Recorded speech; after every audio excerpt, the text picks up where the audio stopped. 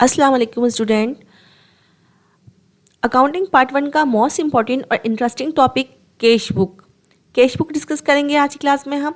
Cash book एक बहुत important topic है क्योंकि किसी भी बिजनेस में जो ट्रांजेक्शन्स होती हैं वो दो बेसिस पे की जाती हैं, ऑन कैश या ऑन अकाउंट।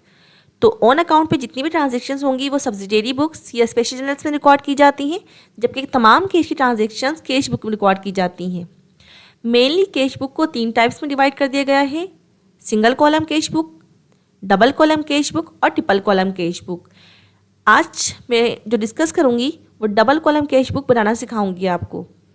तो डबल कॉलम कैश बुक क्यों कहा जाता है? क्योंकि इसके अंदर 2 कॉलम होते हैं, एक बैंक और दूसरा कैश का, जबकि ट्रिपल कॉलम कैश बुक में डिस्काउंट का कॉलम ऐड हो जाता है। यानी इट्स मीन डिस्काउंट, कैश और बैंक, ये 3 कॉलम्स डेबिट और 3 कॉलम्स क्रेडिट साइड पे होते हैं। ठीक है, दोनों साइड्स डेबिट और क्रेडिट सेम कॉलम के साथ बनाए जाते हैं, जबकि मोस्ट कॉमनली जो कैश बुक यूज़ होती हैं बिजनेसेस के लिए वो डबल कॉलम या ट्रिपल कॉलम कैश बुक होती है। तो डबल कॉलम कैश बुक बनाने से पहले मैं आपको एक एंट्री है जो कि बहुत ज़्यादा यूज़ होगी कैश बुक में, कॉन्ट्रा एंट्री, उसका थोड़ा सा आपको ब्रीफ करती हूँ।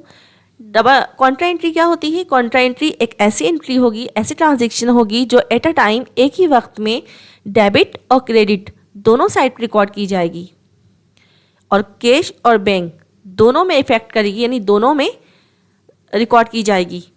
ट्रांजैक्शन जो भी होगी वो कैश और बैंक दोनों के दरमियान होगी। तो ऐसी ट्रांजैक्शन जो दोनों डेबिट और क्रेडिट साइड पे रिकॉर्ड की जाए एक ही टाइम में और कैश और बैंक दोनों में इफेक्ट करे या रिकॉर्ड की जाए, ऐसी ट्रांजैक्शन हमारी कॉन्ट्रा एंट्री कहलाती है। ठीक है, तो अब स्टार्ट करते हैं डबल कॉलम कैश बुक। तो स्टूडेंट ये क्वेश्चन है डबल कॉलम कैश बुक का। क्वेश्चन है double column cash book, cash bank column, 2 column है इसके अंदर, cash plus bank column. Prepare a double column cash book from the following transaction of Kamal traders for January 2026। Kamal traders का record है ये। ठीक है, अच्छा कैश बुक जो है मंथली बेसिस पे बनाई जाती है, तो जनवरी का रिकॉर्ड है ये पूरा, जनवरी 1 2026।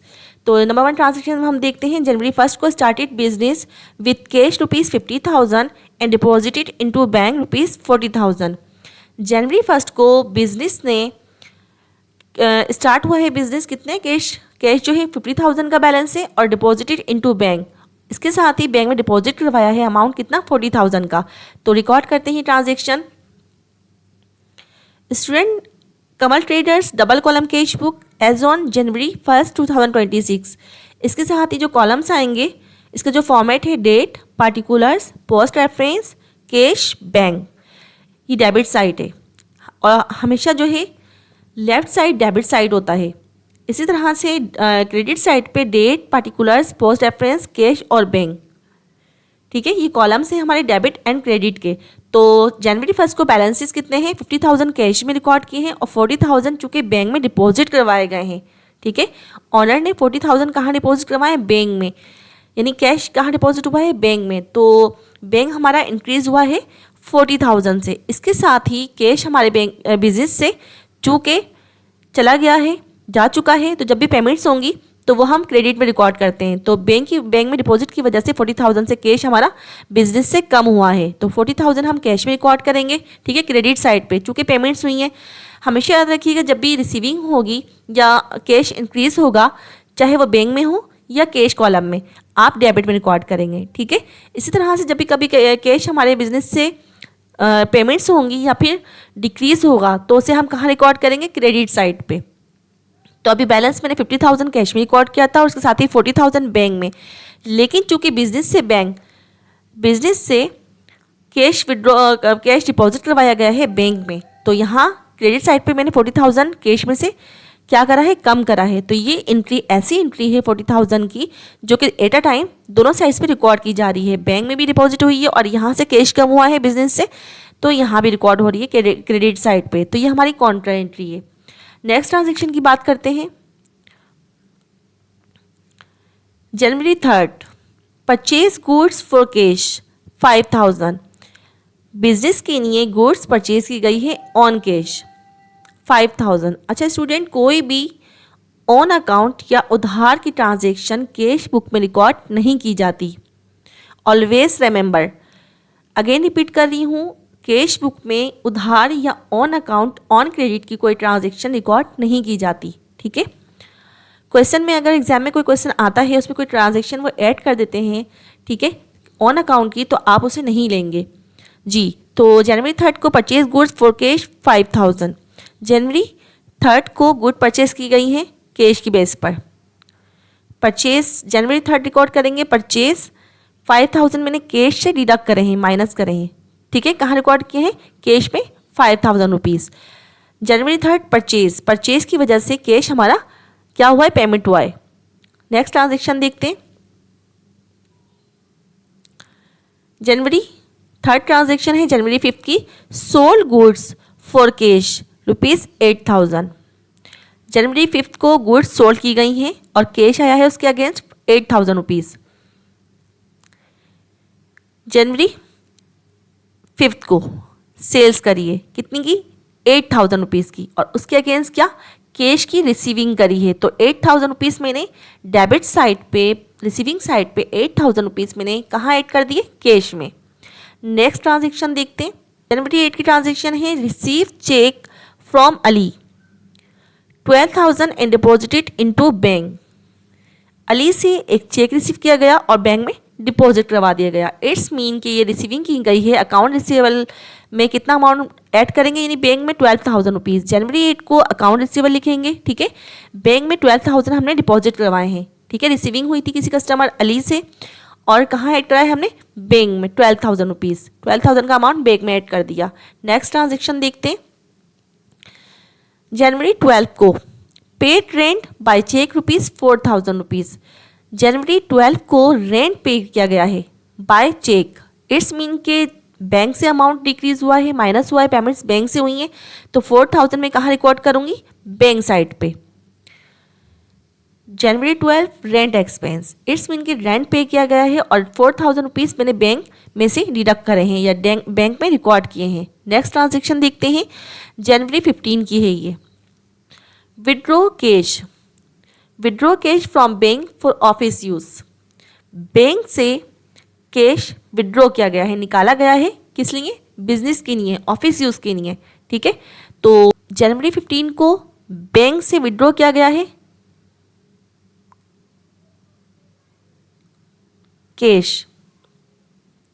कैश आया है हमारे पास कितना? 6,000 रुपीज़। ठीक है, ऑफिस यूज़ के लिए कैश बैंक से विड्रॉ किया गया है, तो कैश की मैं 6,000 रुपीज़ रिकॉर्ड कर दिए मैंने जनवरी 5 को। ठीक है, इसके साथ ही कैश तो हमारे पास ऐड हो गया, कैश तो मैंने रिसीविंग साइड पे ऐड कर दिया, लेकिन इसके साथ ही हमारा बैंक भी तो कम हुआ है जनवरी 15 को। ठीक है, तो जनवरी 15 को कैश विड्रॉ, चूँकि कैश निकला है कहाँ से? बैंक से, तो एट अ टाइम बैंक में ट्रांजेक्शन हो रही है और कैश बिजनेस में आ रहा है, यानी बैंक से कैश कम हो रहा है और हमारे बिजनेस में कैश ऐड हो रहा है। तो ये कॉन्ट्रा एंट्री है। कैसे? कि बैंक में 6,000 रुपीज़ कैश आया है, कहाँ से? बैंक से, और यहाँ बैंक से अमाउंट कम हुआ है। ठीक है स्टूडेंट, तो ये हमारी कौन सी ट्रांजेक्शन है? कॉन्ट्रा एंट्री, इसको कहेंगे हम कॉन्ट्रा एंट्री जी। तो नेक्स्ट ट्रांजेक्शन देखते हैं आप। जनवरी 18 को पेड सैलरी इन कैश ₹3,000। जनवरी 18 को सैलरी पे की गई है कैश बेस पे। ठीक है, कैश 3,000 रुपीज़ माइनस करेंगे या ऐड करेंगे। जनवरी 18 को सैलरी एक्सपेंस, और कैश में से 3,000 रुपीज़ मैंने डिडक्ट करे हैं या रिकॉर्ड किए हैं। नेक्स्ट ट्रांजेक्शन देखते हैं। जनवरी 8 को, सॉरी 8 ट्रांजेक्शन है जनवरी 25 को, deposited cash into bank. Cash deposit करवाया गया है बैंक के अंदर, तो बिजनेस से कैश क्या हुआ? पेमेंट हो गया, डिक्रीज हो गया, और हमारा बैंक इंक्रीज हो गया। ठीक है, बिजनेस का बैंक इंक्रीज हो गया, तो ये भी कॉन्ट्रा एंट्री है। कैसे? जनवरी 25 को कैश कहाँ डिपॉजिट हुआ है? 10,000 बैंक में, तो बैंक डेबिट साइड पर रिकॉर्ड हुआ है, चूँकि बैंक इंक्रीज हुआ है, बढ़ गया है। और जनवरी 25 को बैंक की वजह से क्या 10,000 रुपीज़ हमारे क्या हुए? कम हुए। 10,000 रुपीज़ कहाँ डिपॉजिट करवाए गए हैं? बैंक में, तो ऑफ कोर्स बिजनेस से कैश कम हो गया। ठीक है, तो क्रेडिट साइड पर रिकॉर्ड किया 10,000 रुपीज़ मैंने, और इसके साथ ही मैंने बैंक इंक्रीज किया 10,000 रुपीज़ से डेबिट साइड पे। तो स्टूडेंट ये कुछ ट्रांजेक्शन्स थी जिनकी पोस्टिंग करी है मैंने। अब मैं बैलेंसिंग करती हूँ। ठीक है स्टूडेंट, बैलेंसिंग करने का कुछ रूल है। क्या रूल है देखते हैं। कैश के अंदर 50,000 8,000, 58,000 और 6,000, 64,000। टोटल जो कैश है अमाउंट है डेबिट साइड पे 64,000। इसी तरह से बैंक में अमाउंट है 40,000 और 12,000, 52,000 और 10,000। टोटल जो बैंक के साइड पे है 62,000, 62,000 का डेबिट आया है। ठीक है, अब क्रेडिट साइड पे देखते हैं 40,000 और 5,000, 45,000, 3,000, 48,000 और 10,000, 58,000। क्रेडिट साइड पे जो अमाउंट है 58,000 का है। बैंक में जो है 4,000 और 6,000। टोटल जो बैंक से पेमेंट्स हुई हैं वो कितनी हुई है 10,000। कैश में जो पेमेंट्स हुई हैं 58,000 की हुई हैं और बैंक से पेमेंट्स हुई हैं 10,000 की। जबकि डेबिट में हमारा जो अमाउंट है वो कितना है 64,000। तो जो अमाउंट बड़ा होता है वो दोनों साइड पे रिकॉर्ड कर देंगे। अभी 64,000 यहाँ था तो मैंने कैश में 64,000 रिकॉर्ड कर दिया और बैंक में 62,000 था तो 62,000 मैंने बैंक में रिकॉर्ड कर दिया। अब करते हैं इसको बैलेंस, यानी बैलेंस हम इसको फाइंड आउट करते हैं, carry forward balance find out करते हैं। किस तरह से 64,000 में से मैं लेस करूँगी 58,000। इट्स मीन के 64,000 हमारे पास बैंक में अमाउंट कैश में 64,000 का बैलेंस था, उसके अंदर 58,000 की मैंने पेमेंट्स कर दी हैं। ठीक है, बिजनेस ने पेमेंट्स कर दी हैं। तो जब 64,000 में से मैं 58,000 को लेस करती हूँ तो अभी भी 6,000 अभी भी कैश में मौजूद है, ऑन कैश मौजूद है हमारे पास। ठीक है, तो ये कैरी फॉरवर्ड बैलेंस से नेक्स्ट मंथ ट्रांसफर हो जाएगा। इसी तरह से बैंक के अंदर 62,000 का अमाउंट मौजूद था, बैलेंस था, उसके अंदर से कितनी पेमेंट्स की हैं 10,000 की पेमेंट्स हो चुकी हैं, लेकिन अभी भी 52,000 बैंक में अमाउंट बैलेंस हमारा मौजूद है। तो स्टूडेंट ये डबल कॉलम कैश बुक थी जो कि मैंने आपको पोस्टिंग एंड बैलेंसिंग करके दिखाई है।